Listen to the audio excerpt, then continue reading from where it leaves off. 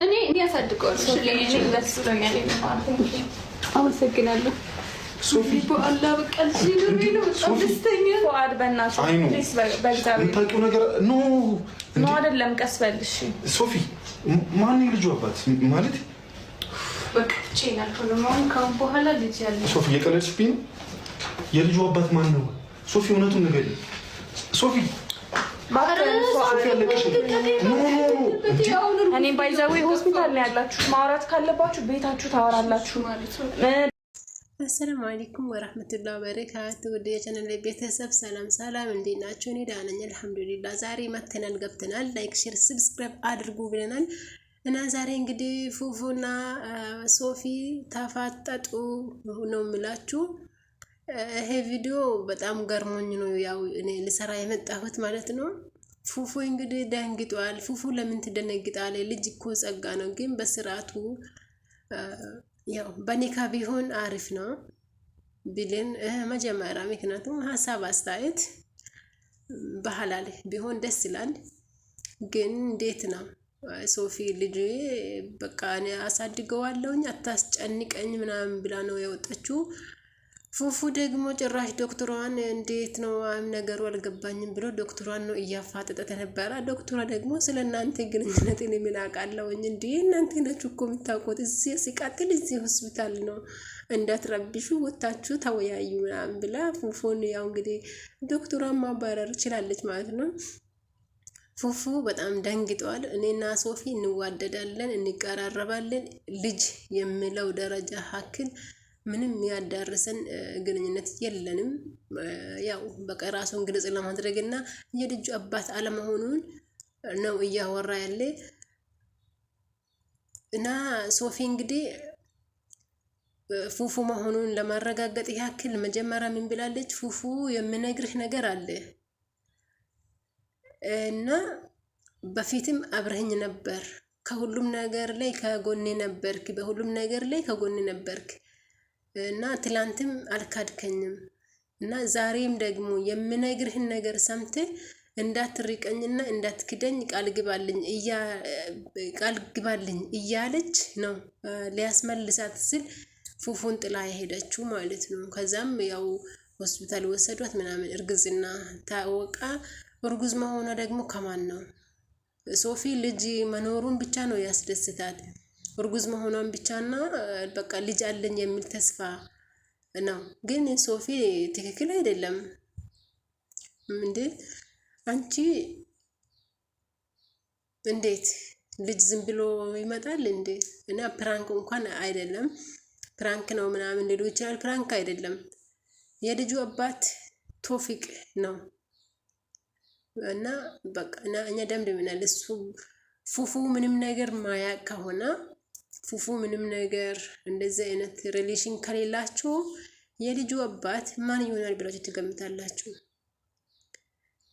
ፉፉ ካልሆነ ቶፊቅ ነው። ሶፊ ደግሞ የፉፉም ሆኖ የቶፊቅ የምትፈልገው ልጁን ማሳደግ ነው እና ሶፊ ይሄ ለማንም አስተማሪ አይደለም። ቢካውዝ ከዚህ ነገር ወጥሽ ልጅ ጸጋ ነው፣ እንኳን ደስ አለሽ። ግን በስርዓቱ አባቱ ማን እንደሆነ ለአባቱ ነግሬሽ አባትነቱን ኃላፊነቱን ወስዶ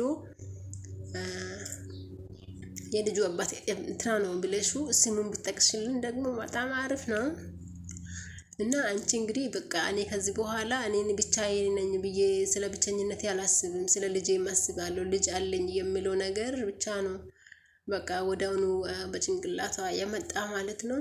ፉፉ እንግዲህ በጣም ደንግጦ በቃ ፈዞ ነው የቀረ። ዶክተሯ በግድ አርግዝሻል እያለቻት አስመስሎ ዶክተሯን እንዴት አንቺ የምታውቂ ነገር አለ እንዴ ምናምን ዶክተሯ እንግዲህ እንደነገርኳችሁ እኔ ስለ እናንተ ምን አውቃለሁኝ? እናንተ ናችሁ የምታውቁት። ሲቀጥል አትረብሽ፣ ሆስፒታል እኮ ነው ያለ፣ ወጥተህ ተናገር ከፈለክ ምናምን አለችውና አባረረዋለች። ፉፉ አንተ አትጨነቅ እንግዲህ ሶፊም እኮ ያንተ ልጅ ነው ብላ አላፋጠጠችህም። አንተ ለምን ትፋጠጣለህ? ለምን ትጨነቃለህ? ለምን ደነገጥክ እንዴ? ሶፊ የምትፈልገው ከሆነ አባቱን ታውቃለች ኦልሬዲ። ያንተ ካልሆነ የቶፊቅ ነው በቃ አለቀ፣ ያለቀ ነገር ነው። እና አንተ እንደዚህ አይነት ነገር ውስጥ ከሌለ ለምን ትደነጋግጣለህ ምናምን? በቃ የቶፊቅ ነው ብለህ ማሳለፍ አለብህ። እና ሶፊም ደግሞ እስከ ዛሬ ድረስ ኖረሽ እስከ ዛሬ ድረስ ጠብቀሽ ደግሞ ያለ ቦታ ልጅ ማምጣት አልነበረበትም ብዬ ነው የማስበው እንደኔ። ምክንያቱም አንዳንዴ ለቀልድ ብላችሁ ወደ እውነት የምትወስዱት መንገድ አለ። እዚህ ያኔ ልጅ ባህላል ሲሆን ነው ደስ የሚለውና እኔ አሁን ደግሞ የሚያወራ ነገር ያለ ኒካ ልጅ ከባድ ነው የእውነት። የቶፊቅም ይሁን አባቱ ቢታወቅ ራሱ ኒካ ሳይታሰር በፊት የተወለደ ልጅ ኦልሬዲ ዞሮ ዞሮ በእስልምና ሐራም ነው፣ የሐራም ልጅ ነው የሚባለው እና የዝሙት ልጅ ነው የሚባለው። እና ልጅ መሆኑ ልጅ በሆድሽ መኖሩ ብቻ ሞር ሊያስደስትሽ አይገባም ብዬ ነው የሚያስበው። እንዳትጨበጨቡ የምረነ። እና ቶፊቅ ያው ልጁ ያንተ ከሆነ ኒካ አስረት ምናምን ነገር ሳይወለድ በፊት ያው አባትነትህ ግልጽ ይሆንልን። ፉፉ ያንተም ከሆነ እንኳን ደስ አለ፣ አትደነጋገጥ እንጂ እንዴ ምን ችግር አለ? ለእህትክ ወንድም ወይም እህት ትመጣለች ማለት እኮ ነው። ለእህትክ ነው ለልጅክ?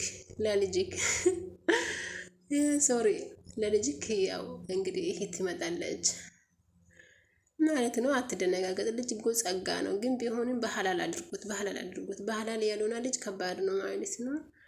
በሐላል አድርጋችሁ ተጋብታችሁ ኑሯችሁን ምሩ። አብራችሁ እስካላችሁ ድረስ ለስራ ብቻ ከሆነ ወንድና ሴት ከባድ ነው ሲጀመር። ሶፊ እንግዲህ አላህ ይጠብቅሽ፣ ምኞትሽን ያሳካልሽ። በሐላል አድርገሽ ደግሞ በሐላል አባቱን አውቀን ተደስታችሁ ተስማምታችሁ ተግባብታችሁ ልጃችን ብላችሁ አብራችሁ የምትኖሩት ፉፉም ይሁን ቶፊቅ አላሁ አለም። እንግዲህ ይመቻችሁ ቤተሰቦች። ፕሊስ ላይክ አድርጉኝ። ደግሞ ጠፍታችኋል ቤቴ ውስጥ ምን ነው